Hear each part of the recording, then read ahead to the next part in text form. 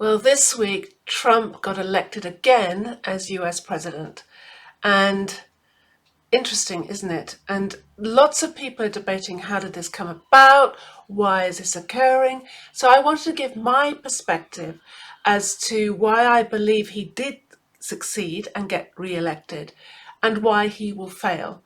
And I wanted to apply a model called Level 5 Leadership, which was termed by Jim Collins in the great book, Good to Great, where he identified what made great companies great.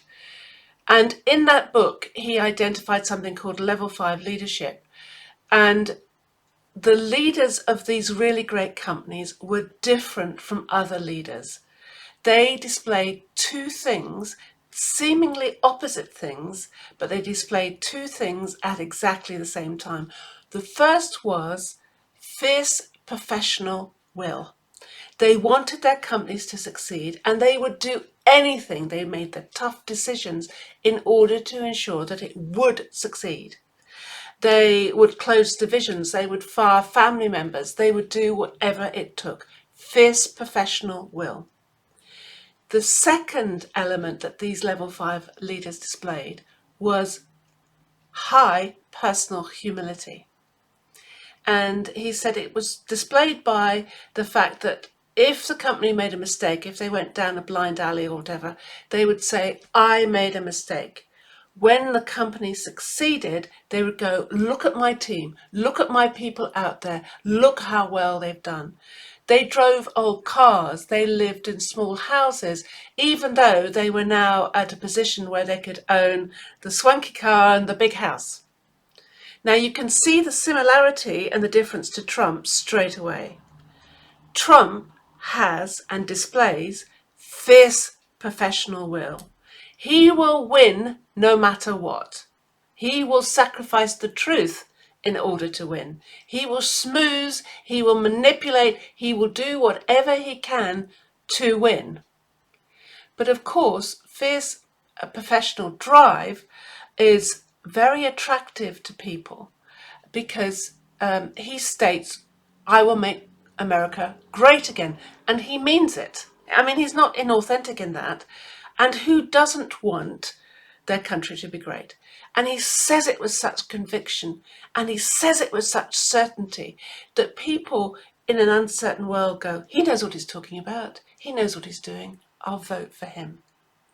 And this is the danger about fierce professional will, because I see lots of leaders displaying this, and that attribute is really good for impressing board members, for impressing investors, for impressing people. It's a sort of an approach that makes the soundbite. It makes the strong conviction soundbite.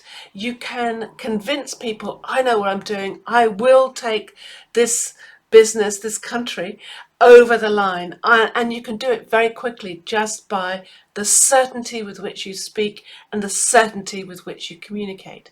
And that is clearly where Donald Trump is very successful. Where Trump fails is he does not exhibit any personal humility at all. He just doesn't do it. He doesn't go and seek advice from people. He doesn't include people. He doesn't thank people. He actually uses and manipulates people. And that is why he will fail as a leader, because he just doesn't display that part of leadership at all. So what does this mean for us as leaders? Now, if you're someone with fierce professional drive, you really are committed to your team, your business winning, yay. Just bring in the personal humility. Just remember you're a human being. Just remember that you don't do it alone. You do it because you build a team that delivers for you. Your skill set is needed. It is needed, but you don't do it alone. Personal humility. However, there are lots of leaders that display high personal humility, and they need more drive They need more certainty. They need more conviction. They need more sound bites. And here I'm talking about the reflective leader, the quiet leader, the reserved leader. Now, if you've got a high degree of personal humility, you're likely to suffer from imposter syndrome. You kind of go, who am I? Who am I to lead? In actual fact, that high degree of personal humility is an essential part of a really great leader. So you've got it. You just need to add the drive in, or strengthen the drive, or just get a little bit stronger in your communication. And then you've got the balance between the two. Now, the leaders that Jim Collins identified in Good to Great, you haven't heard of. They're leading really great companies, big, huge, enormous companies.